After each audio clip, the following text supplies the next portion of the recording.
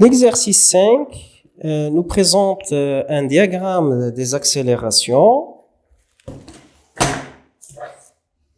Un diagramme des accélérations de 0 à 24 secondes avec différentes phases. C'est des accélérations qui sont constantes, qui changent en paliers. Donc ça va nous faciliter les calculs.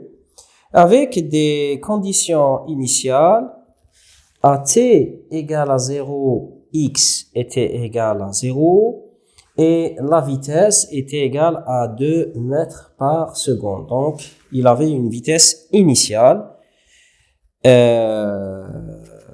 pour démarrer. Donc, il a démarré avec une vitesse préalable.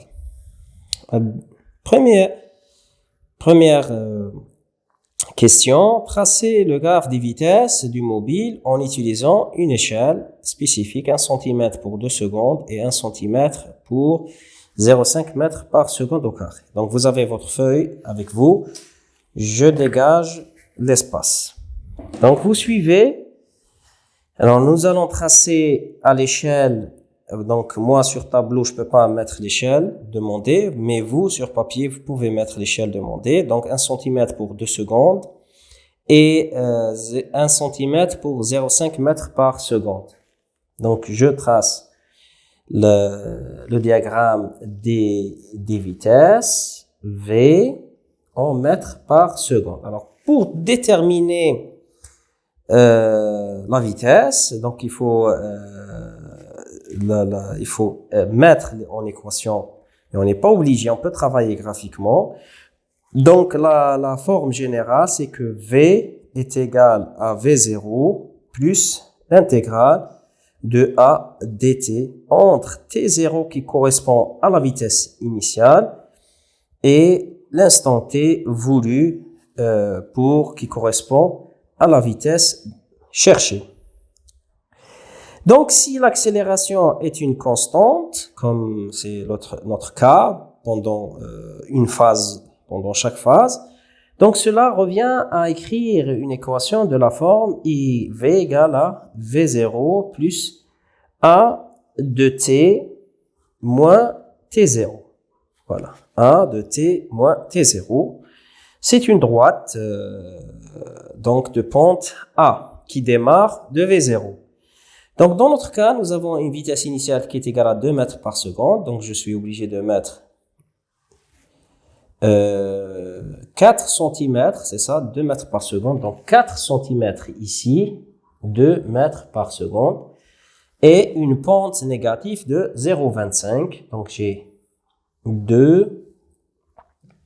j'ai 4, 6, 8, 10. Donc, pour vous, vous mettez à l'échelle, bien sûr. 12, 16, 18. Non, c'est par 4. Donc, 4, 8, 12, 4, 8, 12, 16, 20, et enfin 24, et on n'a pas besoin de 28. Donc, je trace une droite qui part d'ici, mais qui a une pente de 0,25, donc un quart.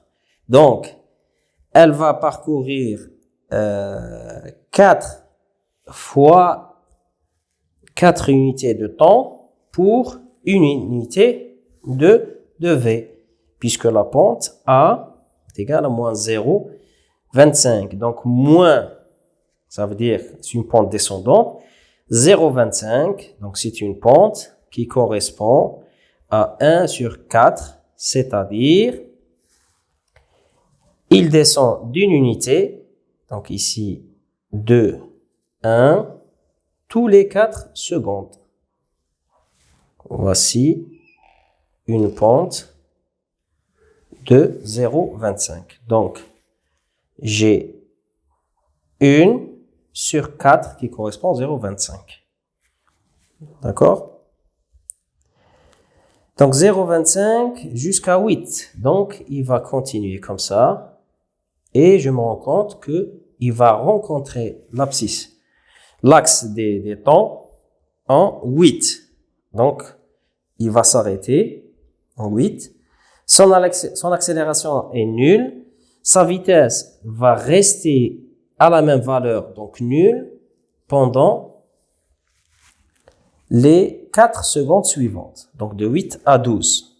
Donc l'accélération, elle diminue.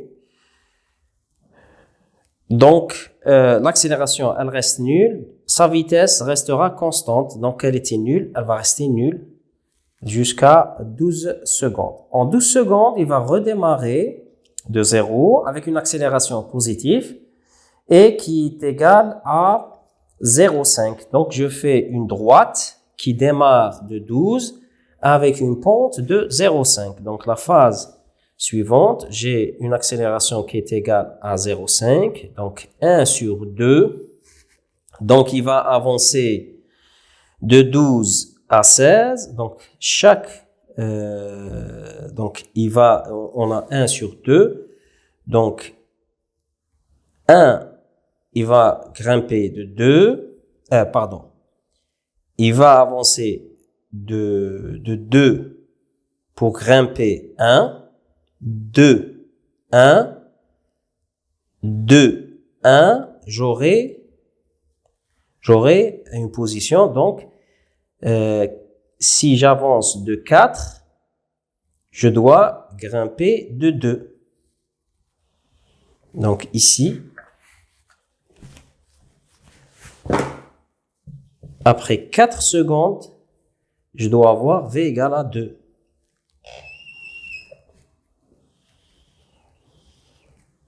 Deux sur 4, ça donne une pente de 1,5. D'accord? 2 sur 4, ça donne une pente de 1,5. Mais il va continuer jusqu'à 18, donc la moitié de l'intervalle. Donc, il va continuer comme ça. Mais la pente va rester la même, puisque c'est une droite. Donc, 1 pour 2, 1,5. Donc, 2 sur 4, ça donne 1,5 comme pente. Et puis, l'accélération va s'annuler et donc sa vitesse va rester constante jusqu'à la fin. Voici comment on déduit le diagramme graphiquement, le diagramme des vitesses à partir du diagramme des accélérations. Bien sûr, la calcul analytique aurait pris plus de temps.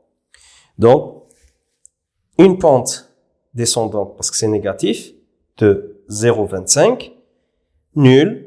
Une pente ascendante de 1,2 et puis 0. Alors, deuxième question, déterminer la position du mobile à t égale à 8 secondes. Donc, x 8 ou à t égale à 8 secondes. À t égale à 8 secondes, je suis là. Pour obtenir la position à cet instant, je calcule, comme on a fait pour l'exercice 4, l'air sous la courbe plus x0. Donc, x8 serait égal à x0 plus l'air sous la courbe entre 0 et 8, qui représente un triangle. Donc, à t égale à 0, x0 est égal à 0. Plus l'air, c'est un triangle. Donc, 8 fois 2, 1,5 de 2 fois 8. Et je trouve 8. Donc, x de t égale à 8 secondes est égal à 8 mètres. Troisième question. Un deuxième mobile B passe par l'origine à l'instant t égale à 0 et se déplaçant à une vitesse constante arrive à la même position en x égale en x pour t égale à 8 secondes.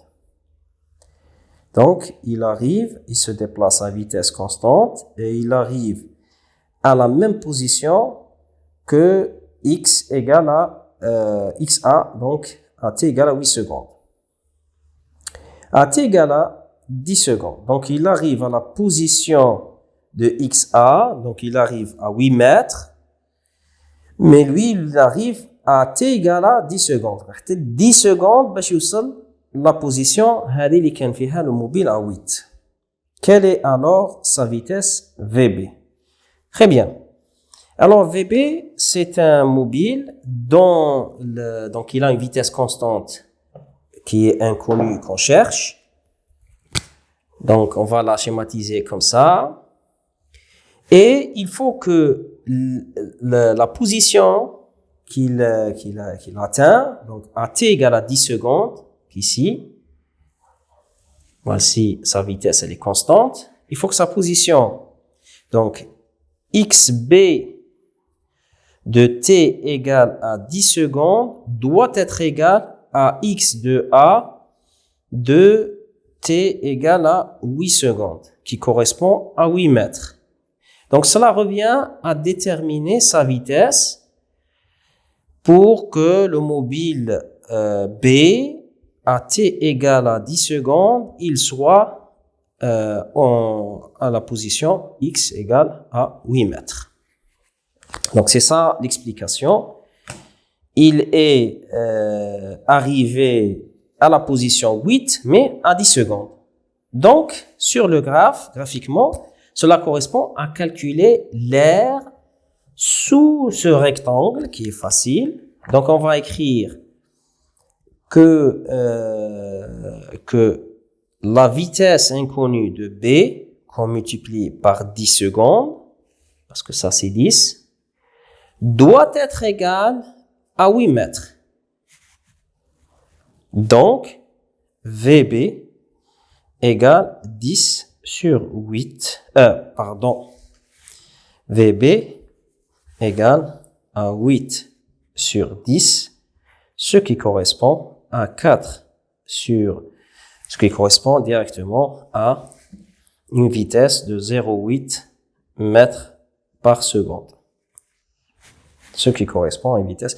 Donc, à t égale à 0, le mobile se déplace avec la vitesse de 0,8 mètres par seconde. Et ce n'est qu'à 10 secondes qu'il va atteindre la position de 8 mètres. Voilà.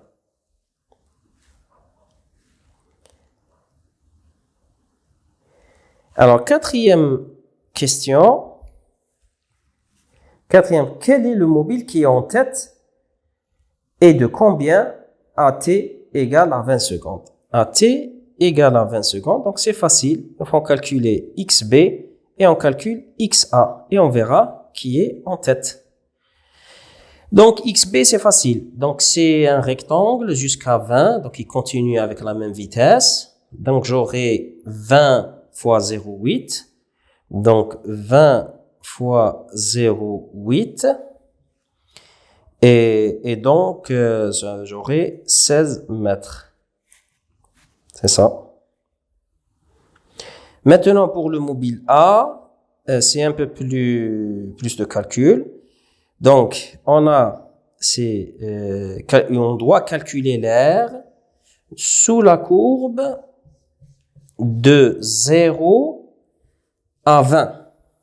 De 0 à 20. Donc, cette première partie a été déjà calculée. Donc, c'est égal à 8. On a déjà calculé. Plus. Donc, c'est l'air sous le triangle. On a déjà calculé. 8 fois 2 fois 1 demi, donc ça fait 8. Ici, l'air est 0. Et puis, nous avons ce trapèze. Donc, c'est 20 moins 12, ça donne 8. Grande base 8. Petite base, donc ici, j'ai 18. 2. 8 et 2, ça fait 10. Donc, la grande base plus la petite base fois la hauteur. Donc, 10. Fois la hauteur qu'on ne connaît pas. Voilà, la hauteur, il faut la calculer. Fois la hauteur divisé par 2. Alors, la hauteur, là, si vous avez tracé à l'échelle, en 18, vous pouvez faire une projection à l'échelle et retrouver cette hauteur. Donc, normalement, c'est 3. C'est 3. Donc, la hauteur est égale à 3. En principe, 18, je vérifie, 18 moins 12, ça donne 6, 3, donc 3 sur 6, ça donne une pente de 1,5. Voilà, c'est ça. Donc, 8 plus 10 fois 3 sur 2. Donc, 30 sur 2, ça donne 15. 15 plus 8, ça donne 23. Et adjuger, le mobile A est en tête.